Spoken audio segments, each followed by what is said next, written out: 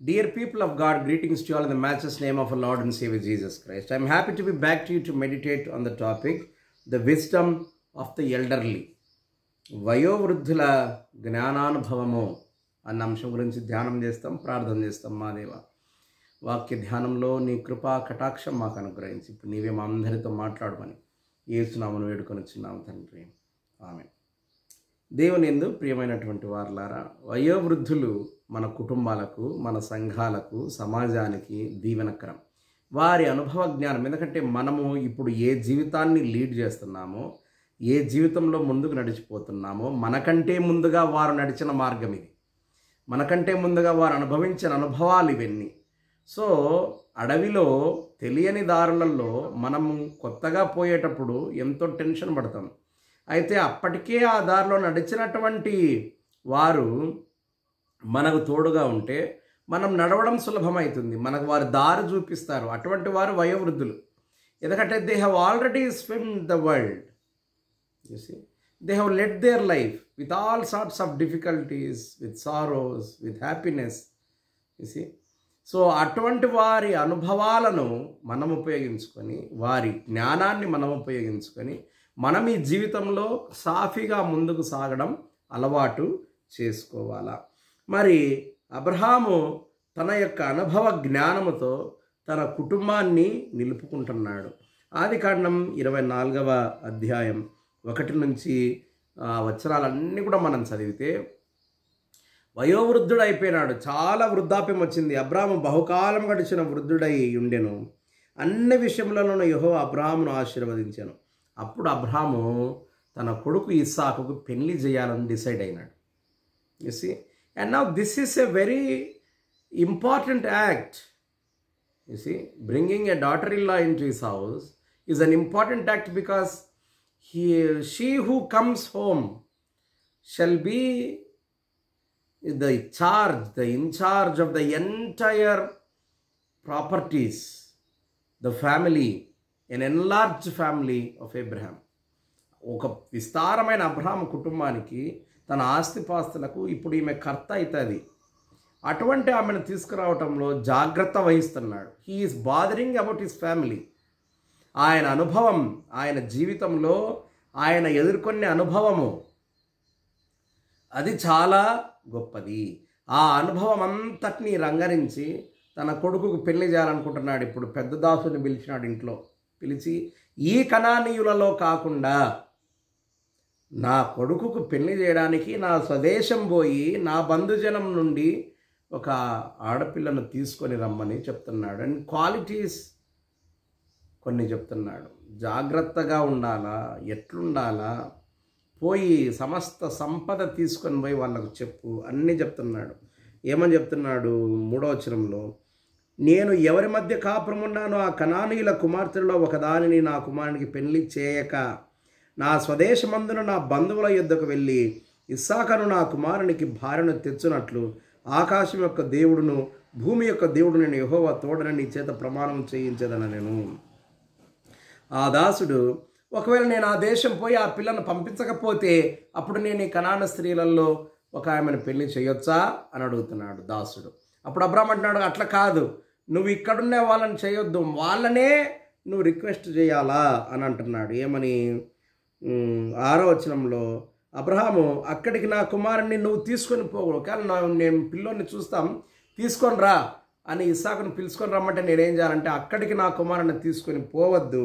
6వ వచనంలో చెప్పే మాట, పోకూడదు సుమి, నా తండ్రి ఇంట నుండి నేను పుట్టిన దేశం నుండి నన్ను తెచ్చి నాతో మాట్లాడి నీ సంతానమునకు ఈ దేశము నీ ఇచ్చేదనని ప్రమాణం చేసి నాతో చెప్పిన పరలోకపు దేవుడైన యెహోవా తన దూతను నీకు ముందుగా పంపిస్తాడు. నా కొడుకును మరలా నువ్వు వెనక్కు తీసుకొని పోవడానికి వీల్లేదు, ఎందుకంటే దేవుడు నన్ను నా దేశం నుండి తీసుకొని వచ్చేసినాడు. ఇక్కడ ఈ దేశమే మీది అనేది నాకు వాగ్దానం చేసినాడు, ఇక్కడనే మమ్మల్ని ఆశీర్వదించినాడు. కాబట్టి నా కొడుకు నువ్వు తిరిగి వెనక్కి తీసుకొని పోవడానికి వీల్లేదు.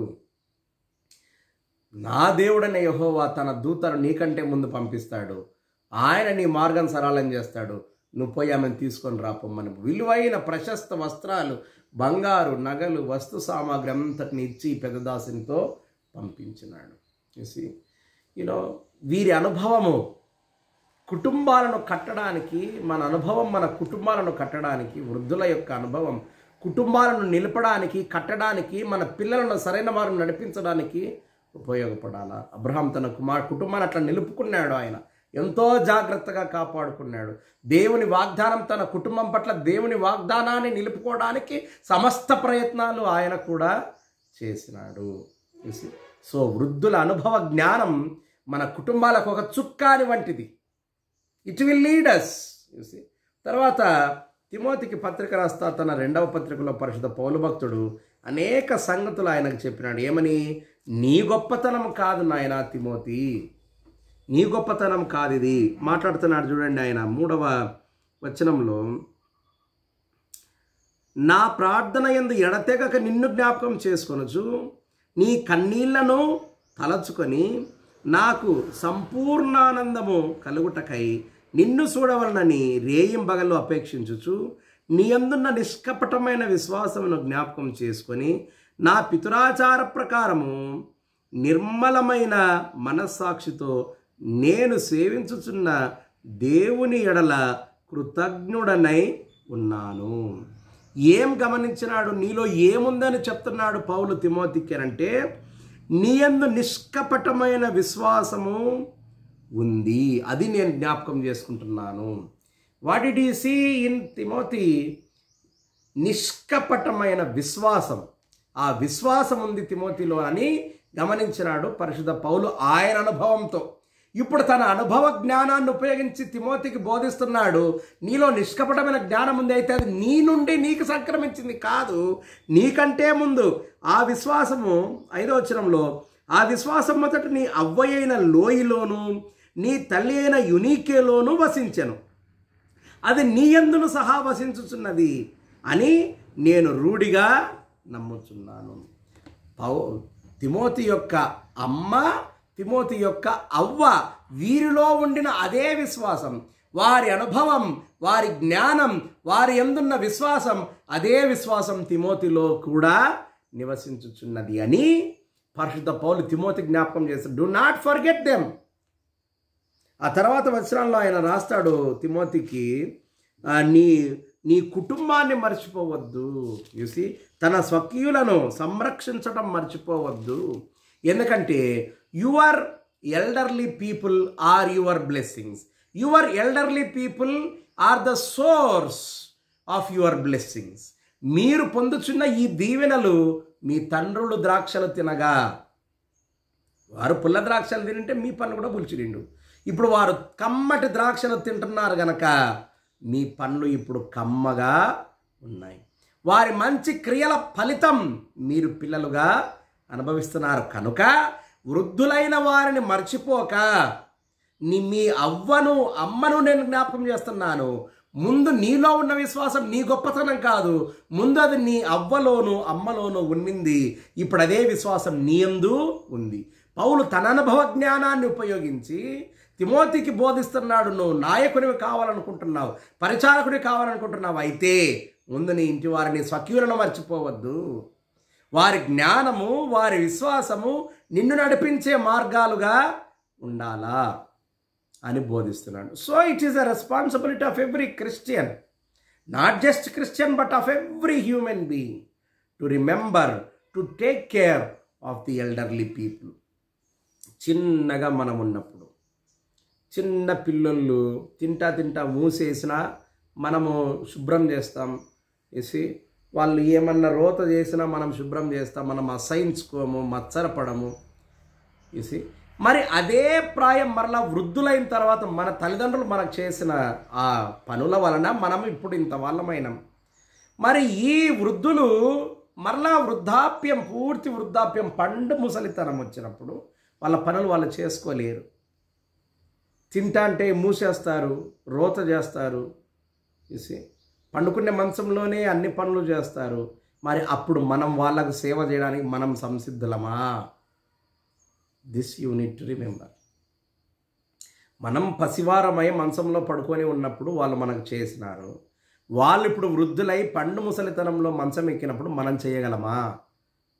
చేయకపోతే, నీ తల్లిదండ్రులను సన్మానింపకపోతే నీవు దీవింపబడవు.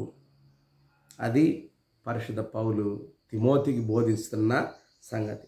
తర్వాత పరిశుద్ధ లూకా సువార్త 1వ అధ్యాయంలో జకరియా ఎలిజబెత్ దంపతులు వృద్ధాప్యములో, ఈ దంపతులు మనకు ఒక గొప్ప సాక్ష్యం. పండు ముసలితనంలో జకరియా తన తరగతి క్రమం చొప్పున ఆయన యాజక ధర్మం చేస్తున్నాడు. గుడిలో దర్శనం కలిగింది. నీ భార్య ఎలిజబెత్ కుమారుని కంటాది, అతని తల మీద మంగళ క్షౌరపు కత్తి పెట్టొద్దు.